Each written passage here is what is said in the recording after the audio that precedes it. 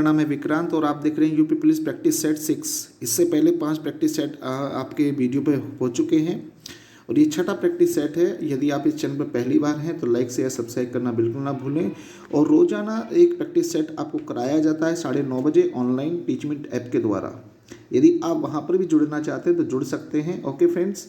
और 37 प्रश्न जो है जीएस के दिए जाते हैं। जो जीएस के 37 प्रश्न हैं वे मोस्ट इंपॉर्टेंट प्रश्न हैं जो किसी ना किसी कंपटीशन में आए हैं या आने की संभावना पूरी बनी रहेगी। उस तरह से जीएस आपको प्रोवाइड किया जा रहा है जो कि किसी भी लेवल का आप जो है कंपटीशन की तैयारी कर रहे हैं तो उस कंपटीशन को निकालने की आप क्षमता रखते हो। ओके फ्रेंड्स, चलिए बिना किसी देरी के तैयारी में जुट जाइए। यदि आप तैयारी कर रहे हैं तो सिलेक्शन आपका निश्चित रूप से होगा। अगर आप रेगुलरली 30 से 40 प्रश्न भी रोज़ाना याद करते हैं तो वो बहुत बेनिफिट करेंगे आपके भविष्य में। चलिए तो बिना किसी देरी के शुरुआत करते हैं। सिंधु घाटी सभ्यता के लोग पूजा करते थे पशुपति की। फ्रेंड्स, जो सिंधु घाटी सभ्यता के लोग थे वो पशुपति की पूजा करते थे, ये बात आपको ध्यान रखनी है। नेक्स्ट, भारत का सबसे बड़ा हड़प्पा स्थल कौन सा है? देखिए 4 स्थल हैं। आलमगीरपुर जो कि आपको पता होगा मेरठ में है और ये पूर्वी स्थल है। और लोथल जैसे कि आपको पता है लोथल गुजरात में है। ओके, ध्यान रखिए। यहाँ पर पूछा गया है भारत का सबसे बड़ा पुरस्थल। तो भारत का जो सबसे बड़ा पुरस्थल है राखी गढ़ी है। हालांकि मोहनजोदड़ो से छोटा है लेकिन मोहनजोदड़ो पाकिस्तान में है। भारत का पूछा है इसलिए राखी गढ़ी है। ओके फ्रेंड्स, ये ध्यान रखिएगा। और कालीबंगा राजस्थान में, यहाँ से जुते हुए खेत के साक्ष्य मिले हैं और यहाँ से 7 अग्नि हवन कुंड भी मिले हैं। जो हवन कुंड होते हैं उनके साक्ष्य कालीबंगा से, 7 हवन कुंड के साक्ष्य कालीबंगा से मिले, जुते खेत के साक्ष्य कालीबंगा से मिले। ओके, जो बातें आपको एक्स्ट्रा से बताई जा रही हैं उनको विशेष तौर पर ध्यान रखिएगा फ्रेंड्स। ओके, नेक्स्ट, ऋग्वेद में किस नदी को मातेत्मा, देवीत्मा, नदीत्मा कहकर संबोधित किया गया है? आपको पता होगा फ्रेंड्स। ओके, गंगा नदी का ऋग्वेद में उल्लेख जो हुआ केवल एक बार हुआ है। गंगा नदी का एक बार हुआ है, यमुना का 3 बार हुआ है। ये बात आप यह ध्यान रखिए। सबसे ज़्यादा अगर उल्लेख हुआ है वो सिंधु नदी का हुआ है। सबसे ज़्यादा उल्लेख सिंधु नदी का हुआ है, ये बात आप ध्यान रखिएगा। यदि आप ध्यान रखते हैं चीज़ों को तो ध्यान रखने वाली बातें तो हैं ये। तो आगे चलिए, बात है पवित्रतम नदी। तो पवित्रतम नदी जिसको कहते हैं वो सरस्वती नदी है, इस बात को ध्यान रखिएगा। ओके फ्रेंड्स, चलिए, किस बौद्ध संगति में बौद्ध धर्म 2 भागों में बट गया था? तो आपको पता होगा किस बौद्ध संगति में। तो जो चौथी बौद्ध संगति हुई थी, आपका जो बौद्ध धर्म था वो 2 भागों में बट गया था, महायान और हीनयान। ओके, महायान और हीनयान। जो महायान और हीनयान बौद्ध संगति, जो चौथी बौद्ध संगति थी उसके अंदर ये 2 भागों में बट गया था। और जो चौथी बौद्ध संगति हुई है कुषाण वंश के राजा कनिष्क के शासनकाल में कुंडलवन कश्मीर में हुई थी। इस बात को ध्यान रखिएगा फ्रेंड्स। और ये जो चौथी बौद्ध संगति थी, ओके, ये कौन सी भाषा में हुई थी फ्रेंड्स? ये ध्यान रखिएगा, संस्कृत भाषा में आयोजित हुई थी। ओके, कौन सी? संस्कृत भाषा में, ये ध्यान रखिएगा। संस्कृत भाषा में ये आयोजित हुई थी। इससे पहली जितनी बौद्ध संगतियाँ थीं वे सब की सब पाली भाषा में हुई थी, ये बात ध्यान रखिएगा। जन सामान्य की भाषा में हुई थी। ओके, अगर ये बातें आप याद रखेंगे तो निश्चित रूप से किसी भी कंपटीशन को निकालने की आप क्षमता रखते हैं। यदि आप जुड़े नहीं हैं चैनल से तो जुड़ जाइए फ्रेंड्स। ओके, बहुत इंपॉर्टेंट वीडियो है ये। स्यादवाद सिद्धांत किस धर्म से संबंधित? तो स्यादवाद का संबंध जैन धर्म से, ये ध्यान रखिएगा। और जैन धर्म के जो पहले जो प्रवर्तक थे यानी संस्थापक मान लीजिए चाहे उनको ऋषभदेव हैं। और इसमें 24 तीर्थंकर हुए हैं जिसमें जो मोस्ट इंपॉर्टेंट माने जाते हैं वो महावीर स्वामी और पार्श्वनाथ को माना। पार्श्वनाथ 23वें नंबर के हैं, ये ध्यान रखिए। और महावीर स्वामी जो है 24वें नंबर के हैं। ओके, चलिए नेक्स्ट, प्राचीन समय में संपूर्ण भारत 16 महाजनपदों में विभाजित था जिसमें कुछ महाजनपद गणतंत्र और कुछ राजतंत्र थे। उनकी संख्या कितनी थी? यानी कितने गणतंत्र थे, कितने राजतंत्र थे? तो 16 महाजनपदों का जिक्र जिस 2 पुस्तकों में होता है, एक है जैन धर्म की भगवती सूत्र और एक है बौद्ध धर्म की अंगुत्तर निकाय। बात है कि गणतंत्र कितने थे? तो ध्यान रखिएगा फ्रेंड्स, 2 गणतंत्र थे। कितने? 2 गणतंत्र थे और 14 राजतंत्र थे। ओके, कौन कौन से थे गणतंत्र? यदि कभी कभी प्रश्न ये भी आ जाता है कौन कौन से गणतंत्र थे, तो आपको ध्यान रखना है। एक तो बज्जी संघ का, क्या है का? बज्जी संघ। जो बज्जी संघ था ये गणतंत्र था। और एक आपका मल्ल था। क्या था? मल्ल। एक आपका मल्ल। ओके, ये 2 जो थे ये क्या थे? आपके गणतंत्र थे, बाकी सब राजतंत्र थे। बज्जी वैशाली और मल्ल की कुशीनगर राजधानी थी, ये ध्यान रखिएगा फ्रेंड्स। ओके, तो राइट आंसर आपका इसका जो है ये का 2 और 14। ओके, और जिन पुस्तकों में इसका वर्णन हुआ है, अंगुत्तर निकाय बताइएगा जो बौद्ध धर्म का है, और भगवती सूत्र जैन धर्म का। ओके फ्रेंड्स, तो आपका सिलेक्शन निश्चित रूप से हो जाएगा यदि आप रोजाना 37 प्रश्नों को करते हैं कंठस्थ। और ये 37 के प्रश्न जो है विभिन्न प्रकार की जो है आपके लिए जो है सिलेक्शन करके लाते हैं हम, ऐसा नहीं कि कहीं से उठा दिए एकदम से। बहुत सारे रिसर्च करने के बाद जो है प्रश्नों को बनाते हैं ताकि प्रश्न आपको ज़्यादा से ज़्यादा मिलें। ओके फ्रेंड्स, चलिए नेक्स्ट। कालिदास किसके शासनकाल में थे? तो कालिदास आपको पता होगा, कालिदास जो थे वो चंद्रगुप्त विक्रमादित्य के शासनकाल में थे। किसके? चंद्रगुप्त विक्रमादित्य के शासनकाल में थे, ये बात ध्यान रखिएगा। और कालिदास को भारत का शेक्सपियर कहा जाता है। इन्होंने जो है 7 प्रसिद्ध नाटकों की रचना की है, जिसमें आपको अभिज्ञान शकुंतलम मिलेगा, विक्रम वर्षम मिलेगा, ऋतु संहार मिलेगा। ओके, बहुत सारे इनके फेमस नाटक रहे 7। और अभिज्ञान शकुंतलम ने तो इनको इतना पॉपुलर बना दिया कि इन्हें भारत का शेक्सपियर कहा जाता है। जो शेक्सपियर ने अंग्रेजी साहित्य में कार्य किया है, वही काम रे जो है कालिदास ने हिंदी साहित्य में किया फ्रेंड्स। ओके, ध्यान रखिएगा जरा। पुराणों का अध्ययन करने वाला मुसलमान, तो पुराणों का अध्ययन करने वाला इनमें सबसे पहला मुसलमान था अलबरूनी, ये आपको ध्यान रखना है। ये महमूद गजनबी जो गजनबी आया था 1000 में, उसके साथ भारत आए थे। इन्होंने तहकीक हिंद जो है पुस्तक लिखी है। ये कई विषयों का ज्ञाता था ये व्यक्ति। ओके, ये ध्यान रखिए इस। Okay, next. दिल्ली सल्तनत के सुल्तान को गुलामों का शौकीन कहा जाता है, जिस कारण उसने गुलामों के लिए एक अलग विभाग की स्थापना करी थी। तो अलग डिपार्टमेंट जिसने बनाया था वो था फिरोज शाह तुगलक। और फिरोज शाह तुगलक एकमात्र ऐसा सुल्तान था दिल्ली सल्तनत का जिसने अपनी आत्मकथा लिखी है, और इसने एक जो है गुलामों के लिए डिपार्टमेंट बनाया था। ठीक है, ध्यान रखिएगा। दीवाने बदगान जो है, और लगभग इसके शासनकाल में 1,80,000 कितने 1,80,000 गुलाम थे। ये ध्यान रखने वाली बात है फ्रेंड्स। 1,80,000 गुलाम, कितने 1,80,000 गुलाम थे इसके शासनकाल में। ये बात भी आप ध्यान रख सकते हैं। ओके फ्रेंड्स, चलिए। 1565 में कौन सा प्रसिद्ध युद्ध हुआ था? तो तालीकोटा का युद्ध हुआ था, जिसे राक्षस तिगड़ी भी कहते हैं। ओके, 1565 की बात है, ये ध्यान रखिएगा। और पानीपत का दूसरा युद्ध 1556 में है, ये ध्यान रखिएगा। ओके, तो ये 1556 है। ओके, चौसा का युद्ध 1539 है, ये आपको ध्यान रखना है। शेरशाह सूरी और हुमायूं के बीच में हुआ था। ओके, ध्यान रखिएगा। नेक्स्ट, खानवा का युद्ध आपको पता होगा। ठीक है, राणा सांगा के बीच और बाबर के बीच हुआ था, ये ध्यान रखिएगा। पानीपत के प्रथम युद्ध के बाद ही खानवा का युद्ध हुआ था, ये 1527 है। इसकी डेट भी आप याद रखना चाहें तो रख सकते हैं। तो जितना अगर आप समझ रहे हैं, अगर ऐसे पढ़ेंगे तो निश्चित रूप से आपका सिलेक्शन होता है। राजा रणजीत सिंह किस मिसल से संबंधित थे? आपको बता दो, सिख धर्म के अंदर जो है 12 मिसलें थीं। उन 12 मिसलों में जो राजा रणजीत सिंह थे सुकरचकिया से ये संबंधित थे, ये ध्यान रखिएगा आप। वर्नाकुलर प्रेस एक्ट किस वर्ष पारित किया गया था? तो वर्नाकुलर प्रेस एक्ट आया था लॉर्ड लिटन के शासनकाल में 1878 में। इस द राइट आंसर होगा 1878, ये ध्यान रखिएगा फ्रेंड्स।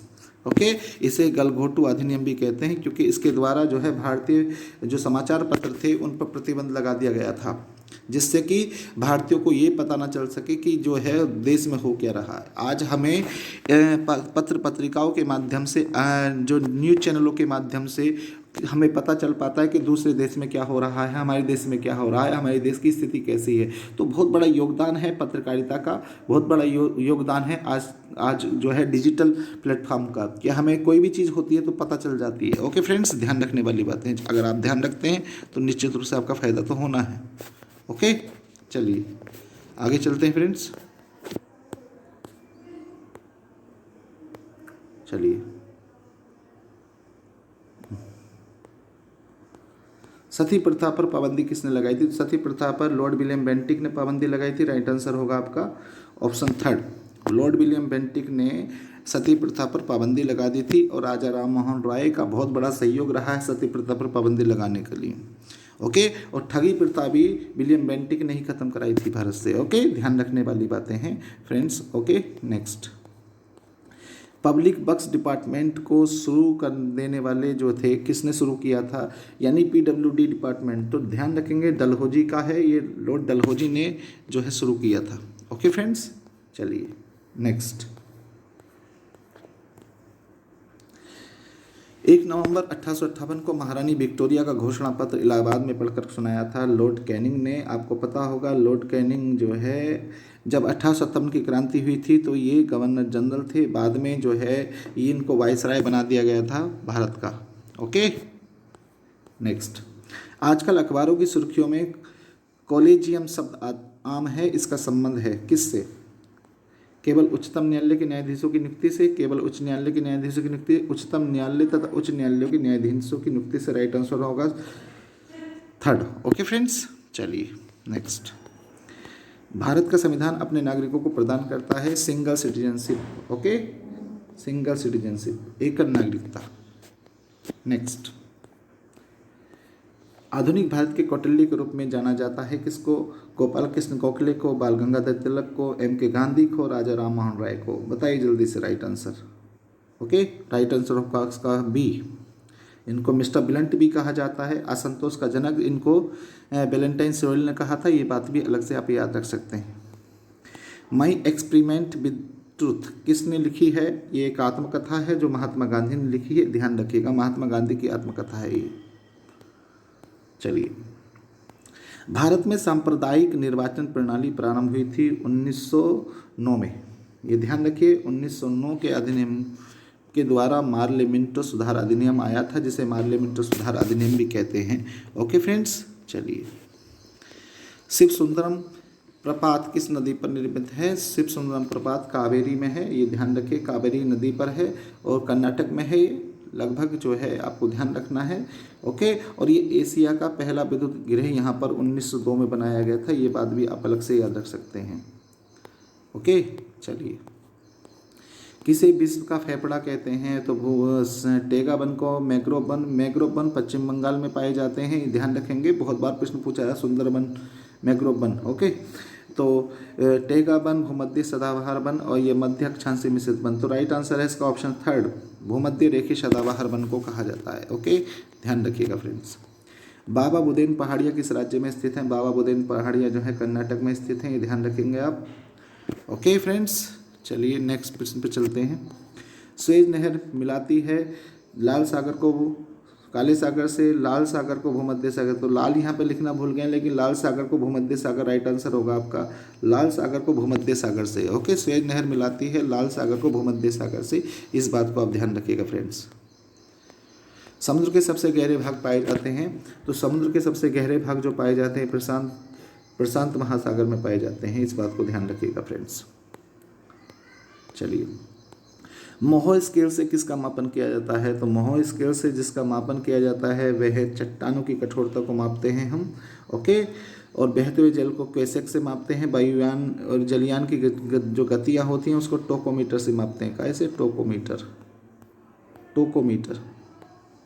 और आकाशीय पिंड की दूरी प्रकाश वर्ष से मापते हैं, ये बात ध्यान रखेंगे फ्रेंड्स। ओके, नेक्स्ट, पृथ्वी की विषुवतीय रेखीय परिधि कितनी है? तो ध्यान रखिए 40,076, राइट आंसर इसका ये है। ओके, नेक्स्ट, ज्वालामुखी क्रिया से निर्मित झील कौन सी है? ज्वालामुखी क्रिया से निर्मित झील है इसमें लोनार झील ज्वालामुखी क्रिया से निर्मित झील है, ये बात ध्यान रखिएगा फ्रेंड्स। चलिए नेक्स्ट, निम्नलिखित ग्रहों में से कौन एक आंतरिक ग्रह नहीं है? आंतरिक ग्रह वे होते हैं जो सूर्य के सबसे नज़दीक होते हैं। तो ओके, पृथ्वी सूर्य के नज़दीक है, शुक्र है, मंगल है, बुध है, ये सब जो हैं सूर्य के नज़दीक ग्रह हैं। ओके, इन ग्रहों को हम आंतरिक कहते हैं। अरुण इसमें आंतरिक ग्रह नहीं है। ओके, ये बाह्य ग्रह है, बाह्य ग्रह की श्रेणी में आते हैं बृहस्पति, शनि, अरुण, वरुण। ओके, ध्यान रखिएगा, कभी भी पूछा जाए प्रश्न आंतरिक ग्रह कौन से होते हैं जो सूर्य के नज़दीक हैं? सूर्य के नज़दीक बुध है। ओके, आपको ध्यान रखना है, सबसे नज़दीक बुध है, शुक्र है, पृथ्वी है, मंगल, ये सूर्य के नज़दीक हैं, और जो दूर हैं वो आपके बृहस्पति हैं, शनि है, अरुण है, वरुण है, ध्यान रखिएगा। ओके, चलिए, भारत का सबसे बड़ा रेगिस्तान कौन सा है? तो भारत का सबसे बड़ा रेगिस्तान है थार का रेगिस्तान है, ठीक है, राजस्थान। ओके, और जो गोबी का जो मरुस्थल है ये एशिया का सबसे बड़ा है, और सहारा मरुस्थल दुनिया का सबसे बड़ा। तो 3 बातें यहाँ से याद रखिएगा। भारत का सबसे बड़ा मरुस्थल अगर पूछा जाता है तो थार का बताइए, राजस्थान में, और गोबी एशिया का है, ये ध्यान रखिएगा, और सहारा जो है दुनिया का है, जिसे हम, ठीक है, सहारा अफ्रीका में पड़ता है। ओके, ध्यान रखिएगा। प्रदेश में मान्यता प्राप्त स्टॉक एक्सचेंज है आपका कानपुर में, ये ध्यान रखिए, उत्तर प्रदेश के कानपुर में मान्यता प्राप्त स्टॉक एक्सचेंज है। ओके, ध्यान रखिएगा फ्रेंड्स। यदि आप कर रहे हैं तैयारी तो लाइक शेयर सब्सक्राइब करना बिल्कुल ना भूलें, जुड़ जाइए और दूसरों लोगों को भी सेंड कीजिए इस वीडियो को। ओके फ्रेंड्स, उत्तर प्रदेश के किस शहर को ताला नगरी कहते हैं? आपको पता होगा, अलीगढ़ को ताला नगरी कहा जाता है। और मुरादाबाद आपका जो है ब्रास सिटी के लिए फेमस है, यानी यहाँ ब्रास का काम सबसे बेहतर होता है पूरी दुनिया के अंदर बात ही। ओके, ध्यान रखिएगा। 1857 की क्रांति में उत्तर प्रदेश के शहर मुरादाबाद से किसने भाग लिया था? तो उत्तर प्रदेश के शहर मुरादाबाद से भाग लेने वाले थे अब्दुल अली खान, ये ध्यान रखिएगा। मोहम्मद खान बिजनौर से हैं, खान बहादुर खान बरेली से हैं और कदम सिंह मेरठ से हैं। ओके, 1857 की क्रांति में उत्तर प्रदेश के शहर मुरादाबाद से किसने भाग लिया था? अब्दुल अली खान ने, और मोहम्मद खान ने बिजनौर से, खान बहादुर खान ने आपका बरेली से और कदम सिंह ने मेरठ से भाग लिया था। ये बात ध्यान रखिए, 1857 की क्रांति भारत की देश की पहली क्रांति थी।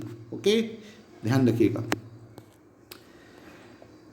भारतीय राष्ट्रीय कांग्रेस के उत्तर प्रदेश में सन 1947 तक कुल कितने अधिवेशन हुए हैं? यानी भारतीय राष्ट्रीय कांग्रेस के उत्तर प्रदेश में 1947 तक कितने अधिवेशन हुए? तो आपको ध्यान रखना, 19 हुए हैं, 9 हुए हैं, 10 हुए हैं, 8 हुए हैं। तो राइट आंसर होगा इसका 9।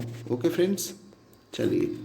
माँ के दूध में कौन सी प्रोटीन पाई जाती है? लेट एल्यूमिन और लेक्टोग्लोबिन दोनों पाई जाती हैं, ध्यान रखिएगा। राइट आंसर होगा आपका 3rd। यूनिसेफ की स्थापना कब हुई? तो यूनिसेफ की स्थापना हुई है 1946 में। राइट आंसर आपका ये है 1946, ध्यान रखिएगा। चाय में पाया जाता है कैफीन, थॉफेलिन, टेफिन, एसिड और उपयुक्त सभी। तो राइट आंसर आपका कैफीन। ओके, और यदि इस चैनल पर पहली बार हैं तो लाइक शेयर सब्सक्राइब करना बिल्कुल ना भूलें फ्रेंड्स। और ये 37 प्रश्न आपको रोजाना मिलते हैं 9:30 बजे टीचमिट ऐप के द्वारा। ऑनलाइन क्लास भी होती है, यदि आप वहाँ ज्वाइन करना चाहते हैं ज्वाइन कर सकते हैं। और मेरे नंबर से जुड़ना चाहते हैं व्हाट्सअप कर सकते हैं मुझे 94 118 26 963, इससे जुड़ सकते हैं आप। Okay, thank you for watching. अगले वीडियो मिलूंगा जल्द ही। जय हिंद।